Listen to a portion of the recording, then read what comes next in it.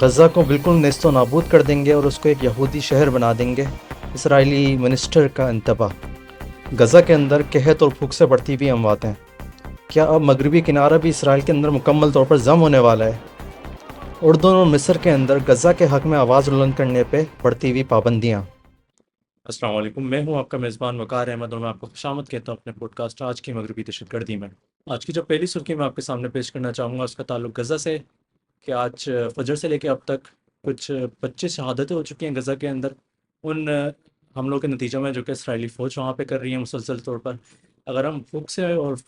قحط سے مرنے والے شہادتوں کی بات کی جائے تو اعداد و شمار اب یہ پیش کر رہے ہیں کچھ 120 ایسے لوگ ہیں جو کہ وہاں پہ بھوک سے مر چکے ہیں، ان میں سے کم 80 جو ہیں وہ بچے تھے۔ اس کے ساتھ ساتھ جو اسرائیل کے ایک منسٹر ہیں مسٹر عمیچائی الیاہو، ان کا ایک بیان آیا ہے آج، جہاں پہ انہوں نے اس بات کی قسم کھائی ہے کہ غزہ کے اندر سے ہم غزہ کے جو فلسطینی آبادی ہیں اس کو وہاں سے مکمل طور پر نیست و نابود کر دیں گے، اور اس کو مکمل طور پر ایک یہودی علاقہ بنا دیا جائے گا، اور ہمیں اس بات کا کوئی فرق نہیں پڑتا کہ غزہ میں کتنے لوگ بھوک سے مر رہے ہیں۔ اب ہمارے پاس کچھ سرخیاں آ رہی ہیں مغربی میڈیا سے اور بین الاقوامی میڈیا سے، جہاں پہ اب اس بات کے انکشافات کیے جا رہے ہیں کہ اب جو بی بی سی سے، ریوٹر سے، اے پی سے اور اے ایف پی سے جو منسلک جو صحافی ہیں غزہ کے اندر، جو وہاں پہ زمینی اور میدانی کام کرتے ہیں، جو کہ وہاں کے قتل عام کو دنیا کے سامنے لے کے آ رہے ہیں، ان کے پاس بھی اب کھانے کی قلت ہونے لگ گئی ہے۔ قحط کا اثر ان کے صحافیوں پہ بھی پڑ رہا ہے، اور جو ان کے میدان میں جو کام کرنے والے لوگ جو کہ کیمرہ لے کے پھر ہوتے ہیں، ان تک کے پاس نہ پینے کے لیے پانی ہے، نہ ان کے پاس کھانے کے لیے کوئی کھانا میسر ہے۔ اس کے ساتھ ساتھ آج ایک ہیومن رائٹس گروپ کی ایک رپورٹ آتی ہے، جہاں پہ بتایا جاتا ہے کہ اسرائیل کے اندر جو غزہ سے لوگوں کو اغوا کر لیا جاتا ہے اسرائیلی فوج کی جانب سے، جو کہ مغربی میڈیا میں بولا جاتا ہے کہ ان دہشت گردوں کو انہوں نے اریسٹ کرا ہے، تو ان لوگوں کے اوپر جن کے اوپر کوئی الزام ثابت نہیں ہو پاتا، تو ان کے ساتھ بھی اس طرح کا سلوک کیا جا رہا ہے کہ رائٹس گروپ یہ بول رہے ہیں کہ ان لوگوں کو وہاں سے اٹھا کے لے کے جاتے ہیں، ان کو وہاں پہ برہنہ کرتے ہیں، وہاں پہ ان کے جسموں کو جلاتے ہیں، ان کو زبردستی شراب پلائی جاتی ہے، ان کو نچایا جاتا ہے، اور ان کو مسلسل ٹورچر میں رکھا جاتا ہے، صرف اس جرم میں کہ وہ غزہ سے منسلک فلسطینی ہیں، وہ عربی لوگ ہیں، یا وہ مسلمان ہیں، یا وہ عیسائی ہیں۔ آج ایک بڑی اہم ایک خبر ہے مغربی دنیا کی جانب سے، کہ جو فرانس کے صدر ہیں ایمینوئل میکرون، انہوں نے ایک بیان دیا ہے کہ فرانس کی حکومت اب آنے والے مہینوں میں، جو کہ انہوں نے اندیا دیا کہ ستمبر تک ایک قرارداد پیش کرے گی، جس کے تحت ان کی حکومت اب فلسطین کو ایک ملک تصور کرنا شروع کر دے گی۔ اب یہ مغربی دنیا کا یہ پہلا ملک ہوگا، اگر آپ اسپین کو ہٹا دو تو مغربی دنیا کا یہ پہلا ملک ہوگا جو کہ فلسطین کو تسلیم کرنے کے لیے تیار ہے۔ اگر آپ دنیا کا نقشہ دیکھیں، اس بصری نقشے کو دیکھیں، تو آپ کو نظر آتا ہے کہ پوری دنیا، چاہے اس میں ایشیا ہو، چاہے اس میں افریقہ ہو، چاہے اس میں ساؤتھ امریکہ ہو، سب فلسطین کو ایک ملک تصور کرتے ہیں، لیکن یہ مغربی دنیا ہے جس میں امریکہ ہے، کینیڈا ہے، جس میں آسٹریلیا ہے، انگلینڈ ہے، نیدرلینڈز ہے،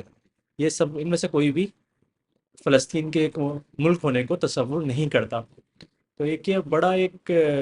سیٹ بیک ہے اسرائیلی بیانیے کے لیے۔ انہوں نے ایک کافی آئرن گرپ رکھا ہوا تھا اپنی مغربی دنیا کے اوپر، لیکن جب جو تصاویر آ رہی ہیں کہ مسلسل طور پر، ہم نے ابھی کچھ دنوں پہلے دیکھا کہ جو تنیسیا ملک ہے، ان کے وزیر اعظم غالباً ایک امریکی سفیر سے ملاقات کرتے ہیں، اور نسبتاً اس کے کہ وہ اپنے ملاقات کے بارے میں بات کریں، بلکہ وہ اس امریکی سفیر کو غزہ کے اندر بھوکے بچوں کی تصویریں دکھانے میں مجبور کرتے ہیں کہ آپ یہ دیکھو یہ ہو کیا رہا ہے۔ اس کے ساتھ ساتھ برطانیہ کا ایک جریدہ ہے،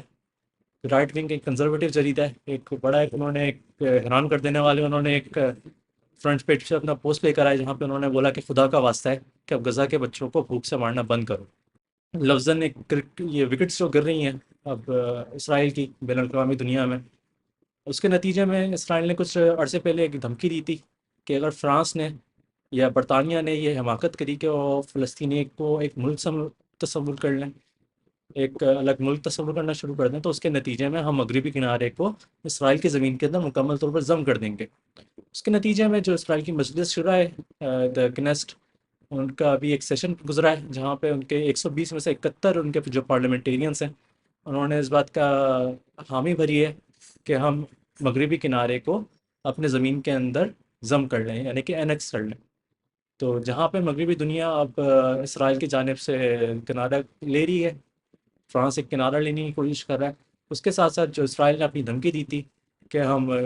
فلسطین کے ملک کو ہی تباہ کر دیں گے، ہم فلسطین کے ملک کے نام کو ہی ہم ضم کر لیں گے، تو اس پہ انہوں نے اپنا کام شروع کر دیا ہے۔ اس بڑھتے ہوئے قحط کی صورتحال میں اور اپنے گرتی ہوئی ساکھ کو دیکھ کے پوری دنیا میں اسرائیل نے آج ایک بیان دیا ہے کہ وہ کچھ ممالک کو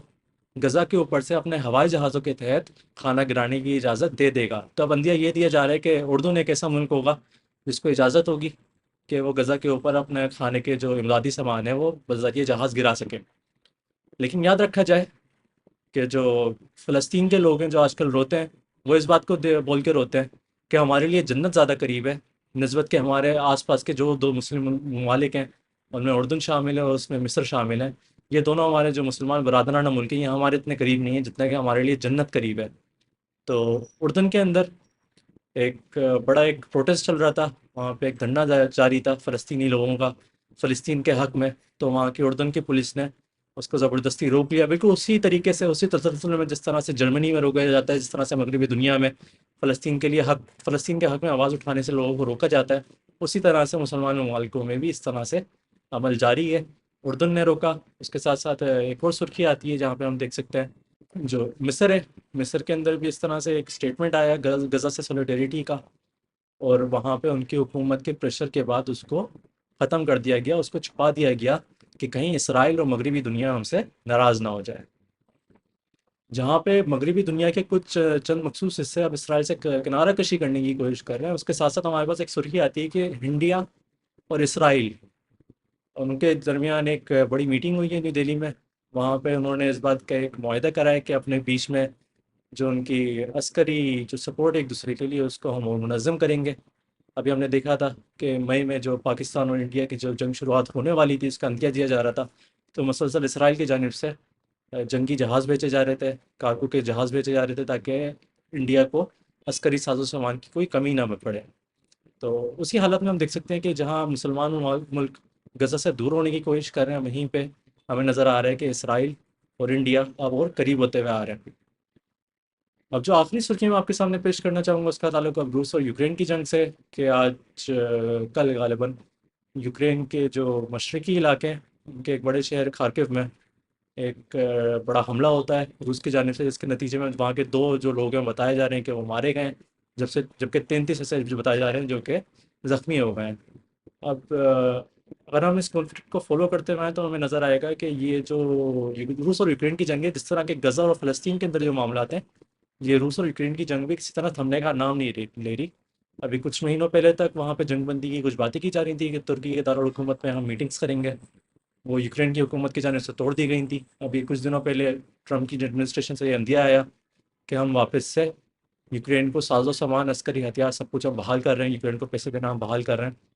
لیکن اب یہ سرخیاں دوبارہ سے اٹھ رہی ہیں کہ یوکرین کی جانب سے ہی، ان کے جو صدر ہیں ولیڈیمر زیلنسکی، ان کی جانب سے اس بات کا بندیہ دیا جا رہا ہے کہ وہ روس کے ساتھ جنگ بندی کے لیے تیار ہیں۔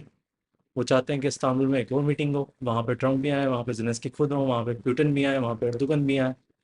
تو یہ ایک طرح سے ایک سہانے خواب جیسے حالات ہیں کہ کسی بھی صورت میں نہ ڈونلڈ ٹرمپ وہاں پہ موجود ہوں گے، کسی نہ صورت میں نہ روس کے صدر وہاں پہ ولاڈیمیر پوٹن آئیں گے۔ تو یہ دونوں جو جنگ ہیں، یہ ایک طرح سے جم سی گئی ہیں، ان کا کوئی رکنے کا نام نہیں ہو رہا، اور ہمیں دیکھتا رہنا پڑے گا کہ اس مغربی دہشت گردی کا جو لہر پوری دنیا میں پھیلا ہوا ہے، یہ کس کروٹ جا کے بیٹھتا ہے۔ یہاں پہ میں اپنے پوڈ کاسٹ کا اختتام کرتا ہوں۔ اگر آپ کو میرا کام پسند آیا تو آپ میری ویڈیو کو لائک کریں، چینل کو سبسکرائب کریں۔ بہت بہت شکریہ۔ السلام علیکم۔